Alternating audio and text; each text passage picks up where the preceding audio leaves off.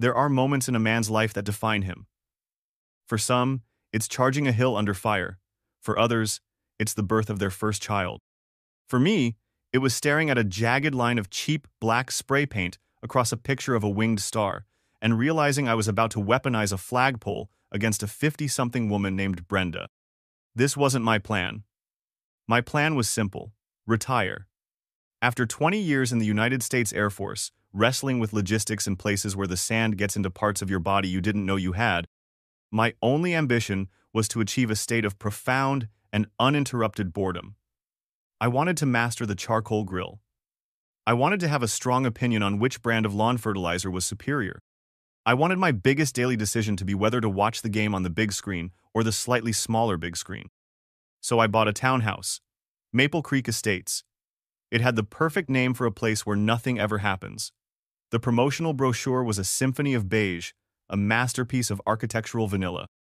The houses looked like they were 3D printed by a computer program whose only input was suburban. It was perfect. It was quiet. Or so I thought.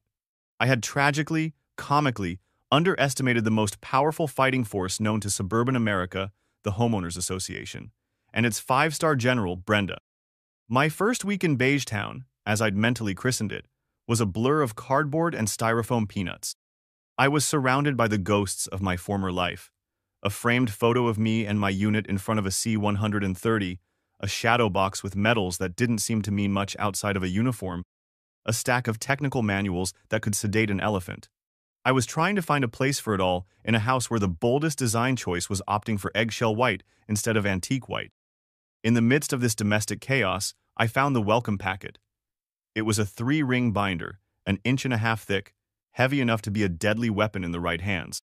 The cover featured a stock photo of a smiling, ethnically ambiguous family laughing over a salad. Below it, in a jaunty yet threatening cursive font, it said, "Welcome to Maple Creek, living in harmony." And beneath that, a smaller, more severe font, Brenda Keeler, President. Her picture was on the inside cover. She had a haircut that looked like it was designed with a T-square and the kind of smile you see on people who are about to tell you that your very existence is a violation of some rule you've never heard of. I thumbed through the binder. The table of contents was longer than most short stories.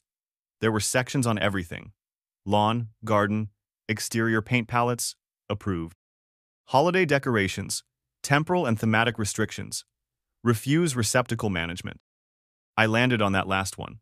Regulation 7.4. C. All trash receptacles must be retrieved from the curb no later than 90 minutes after municipal collection to maintain community aesthetic. I laughed out loud. 90 minutes. I've seen deployment orders with more wiggle room. I pictured Brenda in tactical gear, stopwatch in hand, hiding in the bushes, waiting for some poor soul to forget their trash can. I tossed the binder onto a pile of boxes labeled MISC. A fatal error. In a war against a bureaucracy, the first casualty is always the guy who doesn't read the manual. The second battle was over parking. My garage was a fortress of unpacked life, and the designated guest spots were perpetually occupied by the same 2 Lexus SUVs that never seemed to move. My options were to park a quarter-mile away or risk getting a ticket. So, I decided to engage the system. I turned to Brenda's Holy Scriptures and found a clause stating that long-term residents could request the assignment of an unused numbered spot. I drafted a polite, professional email. I was a new resident, still unpacking, and respectfully requested the assignment of a spot per bylaw 18.7. I even attached a screenshot of the bylaw, a little bit of my old logistics officer self-peeking through. Brenda's reply came 12 minutes later. 12. It was a masterclass in the art of saying no while sounding like she was doing you a favor. Subject: Parking Inquiry. Mr. Reynolds, welcome to Maple Creek. As per Bylaw 3.2 A. New resident onboarding. It is expected that new homeowners will have planned their moving-in logistics to accommodate vehicle storage within their designated private property, i.e., your garage. Furthermore, Bylaw 18.7 is contingent on availability, which, as you can imagine in a community as desirable as ours, is limited. We encourage you to prioritize your unpacking. Sincerely, Brenda Keeler, President, Maple Creek HOA. I read it twice. She had weaponized helpfulness. It was brilliant, in a soul-crushing sort of way, but she made a mistake. She quoted rules. And I, a man who once coordinated the movement of 3 tons of spare aircraft parts across 2 continents using nothing but a satellite phone and a series of color-coded spreadsheets, knew how to handle rules. I fired back. Subject. Re. Parking inquiry. Brenda. Thank you for the prompt reply. I appreciate you pointing me to Bylaw 3.2a. In reviewing it, I see that it refers to the initial 72-hour moving period, which has elapsed. My request is now governed by Bylaw 18.7 as a permanent resident. Per my visual survey conducted at 800 this morning, spots 7A, 7B, and 9C have been unoccupied for the last 96 consecutive hours, meeting the criteria for unused, as defined in the appendix, page 47. I would be happy with any of them. Thank you for your time. Jack Reynolds. Checkmate. She had been out-bureaucrated. The reply, when it came an hour later, was a single, glorious sentence. Spot 7B is assigned to you, effective immediately. I didn't pump my fist. I didn't shout. I just allowed myself a small, satisfied smile. It wasn't a victory parade, but in the quiet suburbs, getting a decent parking spot felt like capturing a strategic airfield. I had won the battle. I had no idea I was about to start a war. Spot 7B wasn't much to look at, just a rectangle of faded black asphalt, sandwiched between a minivan that was always leaking some unidentifiable fluid and a pristine BMW that was washed more often than I was. But it was my rectangle, my little patch of victory, and like any soldier proud of his unit, I felt it needed a designation. This wasn't an act of rebellion, it was an act of pride. I went to the hardware store and bought a small stencil, maybe 6 inches across, of the Air Force Hap Arnold Wings the Star, with the wings sweeping up from the sides. I also bought a small can of high-quality, traffic-grade white paint, the kind that was, I noted with a smirk, fully compliant with all state environmental regulations. That afternoon, I swept the spot clean. I laid down the stencil in the back center, where it wouldn't be immediately obvious to a casual passerby but clear to me. With the precision of a technician servicing a billion-dollar aircraft, I applied 2 thin, even coats of paint. I peeled the stencil away. It was perfect. Clean lines. A tasteful, respectful nod to 20 years of my life. It wasn't a billboard. It was a quiet, I was here, to anyone who knew what it meant. A small touch of identity in a sea of beige. What could possibly be wrong with that? I found out at 7:15 the next morning. Taped to my front door with an aggressive amount of packing tape was a crisp, white envelope. My name was typed on the front, no stamp.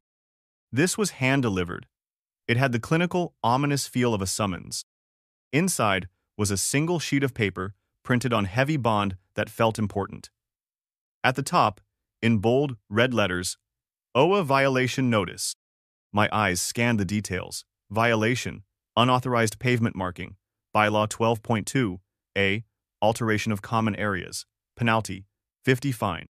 Action required. Immediate rectification required. Please remove the unapproved marking within 48 hours to avoid further penalties. I felt a flash of hot annoyance. Unapproved marking? It was a symbol of the U.S. military. What kind of person finds someone for that? I knew exactly what kind.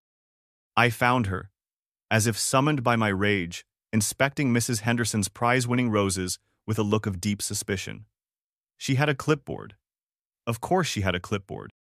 It seemed to be surgically attached to her left hand. Brenda?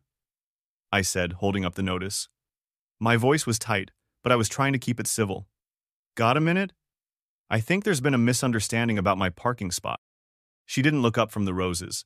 She just made a little tick mark on her clipboard. There's no misunderstanding, Mr. Reynolds. Bylaw 12.2. A is perfectly clear. No unauthorized alterations to common areas. The parking lot is a common area. Brenda, it's the Air Force emblem, I said, my voice rising slightly. It's a symbol for veterans. It's respectful. She finally turned to me, and her eyes were as cold and gray as a North Dakota sky in January. Are you a veteran, or is the entire Air Force a veteran? Is the emblem a veteran? The bylaw applies to residents, not abstract concepts. The pavement is a common area. You altered it. It creates a non-uniform appearance, which negatively impacts the aesthetic value of the community for everyone. Abstract concepts. She had just dismissed my entire career, my identity, as an inconvenient, abstract concept. The switch in my brain flipped from annoyed neighbor to target acquired. So, just to be clear, I said, my voice dangerously calm, you want me to go out there and deface a symbol of the United States Armed Forces? I want you to remove an unauthorized paint application, she corrected, her lips a thin, unyielding line. How you choose to interpret that is your business. You have until Friday. After that, the fine doubles. Have a lovely day. She turned back to the roses, dismissing me as if I were a slightly overgrown weed. I stood there for a long moment, the violation notice crinkling in my fist. I thought about fighting it. I could write another email, citing freedom of expression, patriotism, common decency. But I knew it would be like arguing with a brick wall, a very smug, self-righteous brick wall. I decided, for the sake of the quiet life I so desperately craved, to let it go. I'd figure out a way to remove the paint. I'd pay the fine. I'd swallow the injustice. It wasn't a hill worth dying on. But Brenda didn't give me the choice. The next morning, I walked out of my house, coffee in hand, ready to start my day in quiet surrender. I headed toward my car and stopped dead in my tracks. My coffee cup nearly slipped from my hand. Someone had taken a can of cheap, runny black spray paint and slashed a violent, jagged line right through the middle of my emblem. It wasn't a neat cover-up. It wasn't rectification. It was desecration. It was a message. And just in case the message wasn't clear enough, tucked under my driver's side windshield wiper was a folded piece of notepaper. The handwriting was sharp and angry. This is your final warning, Homangant. I stood there, the cool morning air doing nothing to chill the hot fury rising in my chest. This wasn't about a bylaw anymore. This wasn't about non-uniform aesthetics or abstract concepts. This was personal. This was malicious. This was a declaration of war. She had crossed a line that she didn't even know existed. My plan to surrender evaporated. My desire for a quiet life was replaced by a cold, calm, logistical certainty. You do not get to do this. You do not get to disrespect the service, the symbol, and the man all in one cowardly spray-painted stroke. I looked at the black slash. I looked at the note. I looked at Brenda's perfectly manicured lawn across the way. The game had changed. The objective was no longer to win an argument. The objective was total victory. I pulled out my phone, my thumb hovering over a name in my contacts list, a name I hadn't needed for this kind of thing in a long, long time. I pressed the call button. Hey Dave, yeah, it's Jack. Listen, how's your weekend looking? I've got a small project. Let's call it a community beautification initiative. My garage, previously a chaotic monument to my inability to unpack, was transformed into a command center. I had pushed the boxes against the walls, creating a wide-open space in the middle. I'd bought a 6-foot-tall whiteboard from an office supply store and mounted it on the wall. A fresh pot of coffee, strong enough to dissolve steel, was brewing in the corner. This was familiar territory. This was planning. This was problem-solving. Dave was the first to arrive. A former Marine sergeant, Dave now sold high-end life insurance, but he'd never lost the first one through the door energy. He burst into the garage, a wide grin on his face, his eyes gleaming. He was wearing a polo shirt with a tiny, embroidered eagle, globe, and anchor. "Hoorah!" he boomed, his voice echoing in the concrete space. "Who we taking down, buddy? Some punk kidding your car? I got a guy who can find him." "Something a little more complex than that, Dave," I said, handing him a mug of coffee. "Think psychological warfare." Dave's grin somehow got wider. "My favorite kind." Miguel, former Navy corpsman, arrived next. He was the complete opposite of Dave calm, smooth, with a relaxed smile that could de-escalate a bar fight or talk a nervous patient into an ambulance. He now worked as a paramedic, and he carried that air of unflappable competence with him everywhere.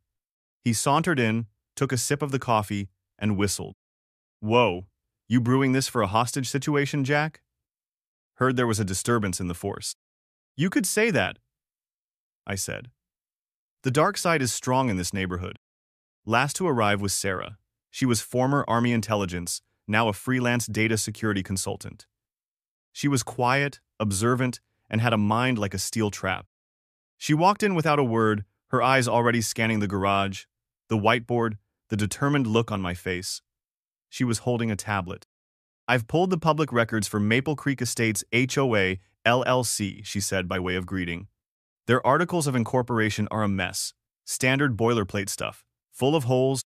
I gestured for them to gather around the whiteboard.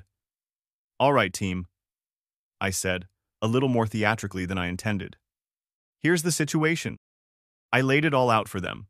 The battle for the parking spot, the tasteful emblem, the violation notice, my confrontation with Brenda, the Queen of Beige. I told them about her abstract concepts comment, which got a low growl from Dave. Then I told them about the spray paint. I showed them a picture on my phone of the jagged black line. The mood in the garage shifted. The humor faded, replaced by a collective, quiet anger. "That's desecration of a military insignia." Dave slammed his fist on a nearby workbench. "That's a federal crime, probably." It probably wasn't, but I appreciated his gung-ho spirit. Miguel leaned against the wall, his expression thoughtful. "So, she's a bully. She feeds on direct confrontation. She wants you to yell, to argue. That gives her power, lets her play the victim while citing her rulebook. We can't give her that." "He's right," Sarah said, her fingers flying across her tablet's screen. "Her power is the rulebook. Her entire identity is wrapped up in being the enforcer. So, we're going to use the rulebook to hang her." She looked up, a faint, dangerous smile playing on her lips. "We are going to maliciously comply her into oblivion." Music to my ears. "Exactly," I said, picking up a dry erase marker. "The parking spot is a lost cause. It's a skirmish. We're going after the war. My front lawn." I drew a crude map of my property on the whiteboard. "Right here," I said, tapping a spot on the small patch of grass between my front door and the sidewalk. "We're going to build something. Something big, something beautiful, something so patriotic, so respectful, so utterly and completely by the book that she will be powerless to stop it. If she so much as complains about it, she will be the one who looks like a villain." Dave leaned forward, eyes wide. "A cannon?" "No, Dave, not a cannon." "A statue? A big eagle wrestling a snake?" "Getting warmer, but no." I drew a tall, vertical line on the board. "A flagpole," I said. "A glorious 20-foot commercial-grade flagpole." A reverent silence fell over the garage. "Oh, that's dirty," Miguel said with a slow nod of approval. "Who's going to argue against the American flag?" "Brenda will," Sarah said, not looking up from her tablet. "She'll find a rule. Height restrictions, material requirements, setback from the property line, light pollution from the illumination. And that," I said, pointing my marker at her, "is where you come in. I need a plan of attack. I want every city ordinance, every county zoning law, every single HOA bylaw cross-referenced. I want to know the maximum legal height down to the inch. I want a list of pre-approved materials, pre-approved plants for the base, everything. We will get every permit, we will file every form. By the time we're done, this project will be more legally sound than the courthouse itself." Sarah cracked her knuckles. "Consider it done. I'll have a preliminary dossier for you by tomorrow." "Dave," I said, turning to the eager Marine, "you're my shock troop. Moral support, heavy lifting, and when the time comes, I need you to be visible. You want me to stand around and look intimidating? Jack, I was born for that role." "And Miguel," I said, "your communications, social engineering, you're going to help me craft the messaging, the invitations, the public face of this whole thing. We need to look like benevolent community members, not guys plotting revenge in a garage." Miguel gave me a smooth, confident smile. "Consider me the Secretary of State for this operation." I looked at my crew, my team. The familiar energy of a mission about to launch filled the air. This wasn't about a parking spot anymore. This was about justice. Hilarious, over-the-top, technically legal justice. On the whiteboard, I wrote the mission title in big block letters. Operation Enduring Freedom from Brenda. Sarah delivered, as always. The next morning, she emailed me a 20-page PDF file that was a work of art. It was a complete legal and bureaucratic analysis of the project, complete with highlighted sections of the HOA bylaws, links to city permit applications, and a list of approved local contractors who had a history of contentious projects within HOAs. At the top of the list was a name, Gus's General Contracting. We build it right the first time. I found his office in an industrial park on the other side of town. It was a dusty, chaotic space that smelled of sawdust, stale coffee, and righteous indignation. Gus himself was a monument to the contracting arts. A big, burly man in his late 50s, with a grizzled beard, hands like cinder blocks, and a scowl that looked like it had been permanently etched onto his face by years of dealing with people like Brenda. He looked me up and down as I walked in, his eyes lingering on my military-style haircut. "You lost, or you need something built?" He grunted, not looking up from a blueprint he was studying. "I need something built," I said, pulling out a chair. "It's a small residential project, but it requires precision and a certain appreciation for bureaucratic nuance." That got his attention. He finally looked up, one eyebrow raised. "Bureaucratic nuance? Kid, I've been building decks 3/4 of an inch under the height limit to avoid HOA fines for 30 years. I once installed a backyard drainage system that exploited a loophole in the definition of semi-permeable surface." "What's the job?" I laid out Sarah's file on his desk. He picked it up, his thick fingers surprisingly deft as he flipped through the pages. I told him the story. The parking spot, the emblem, the violation, the abstract concepts, and the final, unforgivable act with the spray paint. As I spoke, a remarkable transformation occurred. Gus's permanent scowl slowly, almost imperceptibly, began to morph into a wide, predatory grin. By the time I finished, he was leaning back in his chair, a look of pure, unholy glee on his face. "Let me get this straight," he said, his voice a low rumble. "You want to hire me to build a 20-foot flagpole with a spotlight and a little memorial garden and a custom bronze dedication plaque.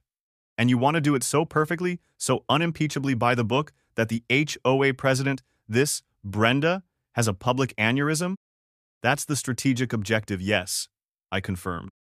Gus slapped his hand on the desk, a loud crack that made me jump. "Son, you've come to the right place. I love it. I live for this stuff. These people, with their clipboards and their beige paint chips, they're bullies. They suck the joy out of everything." He stood up and stuck out a massive hand. "Consider my company an instrument of your vengeance. We start tomorrow." And we did. The first official shot of the war was not a hammer or a saw, but a surveyor's tripod. As per Sarah's instructions, the very first step was a professional land survey to mark the exact property lines and underground utilities. The surveyor, a quiet man named Phil, was out on my tiny front lawn at 9 a.m. planting little orange flags. It took less than 10 minutes for Brenda to emerge. She marched across the street, clipboard in hand, a warlike glint in her eyes. "What is the meaning of this? You can't just dig up the lawn. That's a violation of the aesthetic code." Phil the surveyor, a veteran of these suburban skirmishes, completely ignored her and continued looking through his little telescope. Brenda, incensed at being ignored, whipped out her phone. "I'm calling the police. This is unauthorized construction. There are suspicious men on the property." 15 minutes later, a patrol car rolled up. 2 officers got out. The one driving was older, with a thick mustache and weary eyes that had seen everything. His name tag read, Scrant Davis. The other was young, eager, and looked like he was barely out of the academy. His tag said, Officer Miller. This was their official introduction to the madness. "Folks, what seems to be the problem here?" St. Davis asked in a tone that suggested he already regretted getting out of the car. Brenda launched into a frantic, high-pitched tirade. "He's digging. He hired this man to dig up the community green space. He's building a shed. I just know it. It's a violation. SGT. Davis turned to me with a sigh that seemed to carry the weight of 1,000 ridiculous domestic disputes. "Sir, can you tell me what's going on here?" I gave him my most respectful, non-threatening smile. "Good morning, Sergeant," I said calmly. "I'm Jack Reynolds. I live here." I gestured to my door. "And this is Phil. He's a licensed surveyor. I've hired him to conduct a preliminary survey of my property." I then handed him a neatly printed sheet of paper that Sarah had prepared for me. "This is just to mark the utility lines and property boundaries, as required by City Ordinance 45B, before filing for a construction permit for any structure over 6 feet tall. Just want to make sure we do everything by the book." SGT. Davis took the paper. He read it. He looked at the little flags. He looked at Phil, who gave a slight nod. Then he looked at Brenda, his expression unreadable. Ma'am, he's following the law. This is a civil matter. He's on his own property, and he's taking the proper preliminary steps for a legal construction project. But the aesthetics, Brenda sputtered. Ma'am, Scant Davis said, his voice firm but patient. The aesthetics are not a police matter. Please, do not call 911 unless there is an actual, life-threatening emergency. He gave me a long, hard look. It wasn't an angry look. It was a look that said, I don't know what you're up to, son, but I have a feeling I'm going to be seeing a lot more of you. He and Miller got back in their car. As they drove away, I saw Miller say something to his sergeant, who just shook his head and laughed. Brenda stared at me, her face a mask of fury and frustration. She had fired her biggest cannon calling the cops and it had fizzled. She had lost the first engagement. I just gave her a polite little wave and went back inside. I knew, and she knew, that this was just the beginning. The siege of Maple Creek had officially begun. Within a week, all the permits city, county, and the HOA's own ridiculous architectural improvement application were approved. Sarah had compiled the paperwork into a binder so thick and irrefutable that it probably could have been used to beat a confession out of someone. Gus filed everything electronically, getting digital receipts and timestamps for every submission. There were no loopholes. There was no room for denial. Brenda had no choice but to sign off on it, a fact that I'm sure caused her physical pain. The day construction began was a glorious one. Gus's crew rolled up at 8:00 a.m. sharp in a clean, professional-looking truck. They began unloading their tools at precisely 8:01 a.m., the exact moment the city noise ordinance allowed for construction to begin. They were a well-oiled machine of malicious compliance. The first thing they did was dig a hole, a very deep, very precise hole, exactly where the survey flags indicated. It was a beautiful thing to watch. Brenda was apoplectic. She became the unofficial and very unwelcome site supervisor. She stood on the sidewalk, arms crossed, filming them with her phone. She would take pictures of their license plates. She sent me 3 HOA violation notices on the first day alone. The first was for improperly parked work vehicle tires touching curb. Gus, who had anticipated this, immediately moved the truck 2 inches to the left and sent me a photo as proof of compliance. I emailed it to Brenda with the subject line, rectified. The second was for excessive dust. Gus had his youngest crew member, a kid named Leo, gently mist the area with a garden hose for the rest of an afternoon, a serene look on his face. The third was for unapproved alteration of lawn, sod removal. I replied with a copy of the approved architectural permit, which clearly stated excavation for foundation, highlighting the relevant section in yellow. This pattern continued for the next 2 weeks. It became the neighborhood's premier form of entertainment. Neighbors would find excuses to be out front, watering their lawns or washing their cars, all to watch the daily showdown between Gus's crew and Hurricane Brenda. Her calls to the authorities became more frequent and more desperate. The day the porta potty arrived was a classic. Gus had ordered the cleanest, nicest one I'd ever seen. It was a pristine blue, and he had it placed in the most unobtrusive spot on the edge of my property. Brenda called the cops, reporting an unsightly temporary structure. SGT, Davis, and Officer Miller arrived once again. Davis looked even more tired than before. Ma'am, he said, pinching the bridge of his nose, it's a toilet, for the workers, as required by OSHA regulations for any job site lasting more than 3 days. It's actually a sign of a highly professional crew. He glanced over at Gus, who gave him a solemn nod, as if they were 2 old soldiers acknowledging each other across a battlefield. Another day, a truck arrived to deliver a load of concrete for the flagpole's foundation. It was a big truck, and for about 7 minutes, it partially blocked the sidewalk. Brenda was on the phone to 911 before the driver had even put the truck in park, shrieking about a public safety hazard. When Davis and Miller showed up this time, Davis didn't even get out of the car at first. He just rolled down his window. Brenda, is anyone hurt? Is the truck on fire? Is it leaking nuclear waste? It's blocking the sidewalk, she yelled.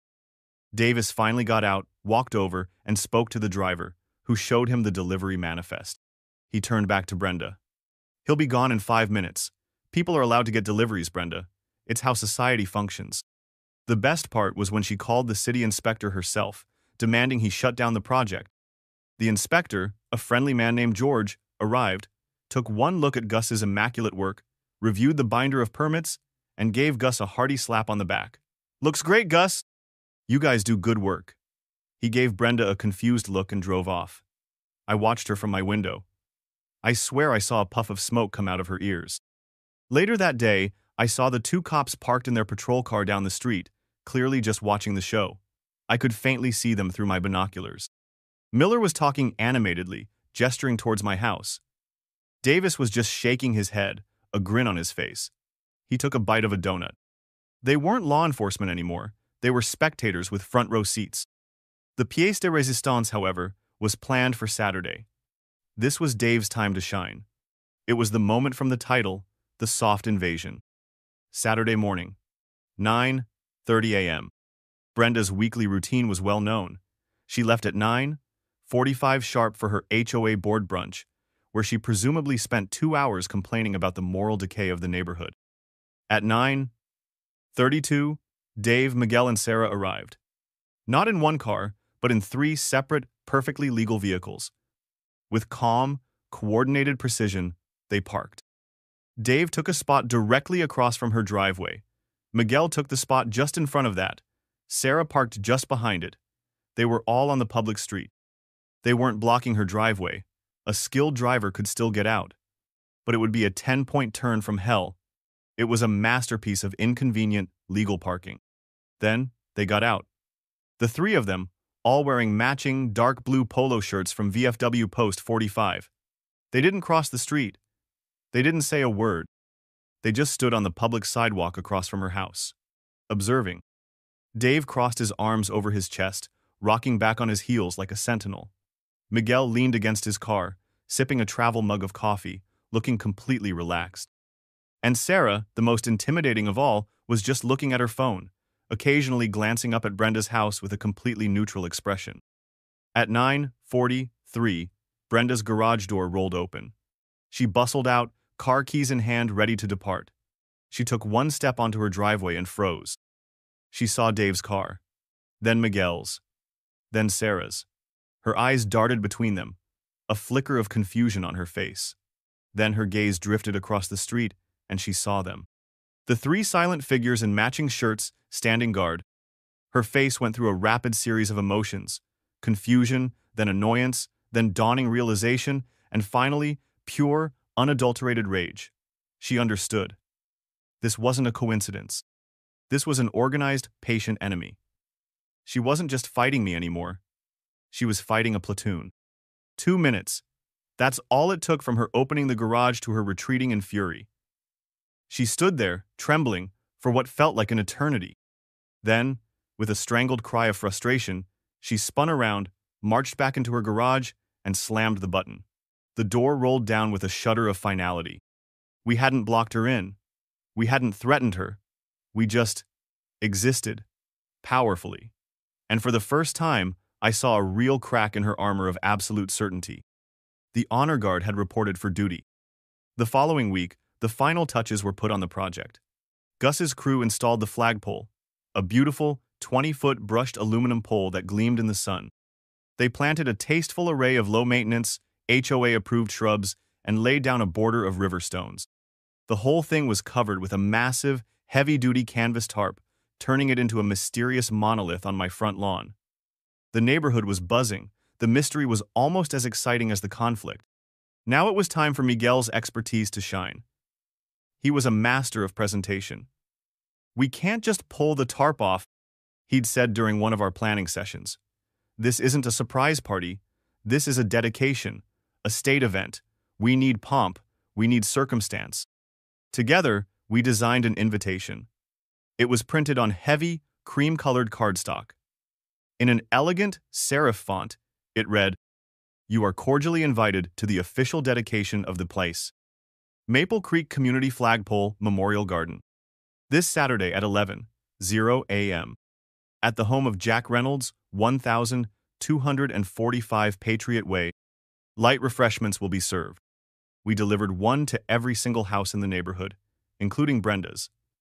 I personally slipped hers into her mail slot, an act that felt both formal and deeply satisfying. Saturday morning arrived, bright and clear.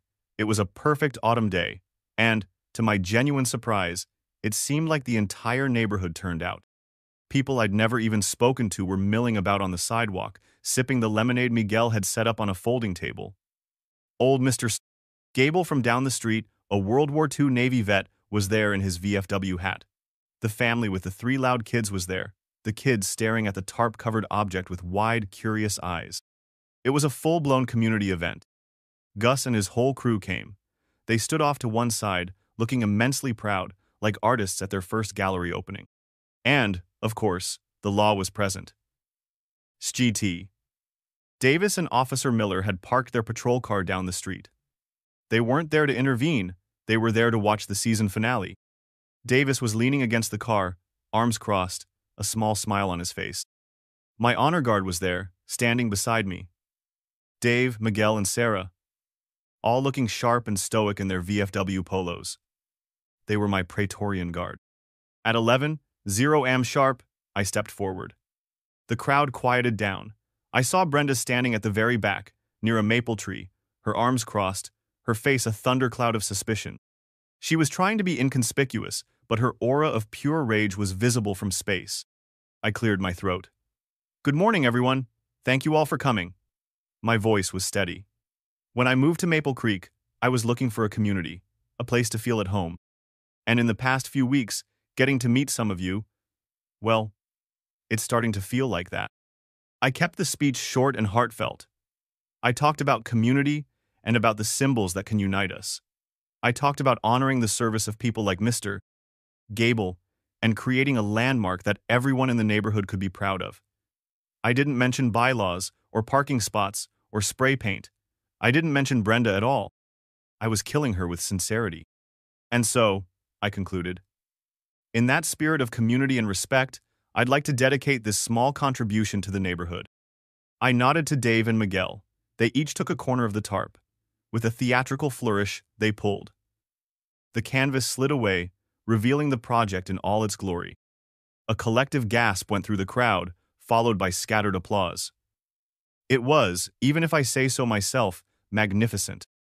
The 20-foot pole stood ramrod straight, its brushed aluminum finish catching the sun.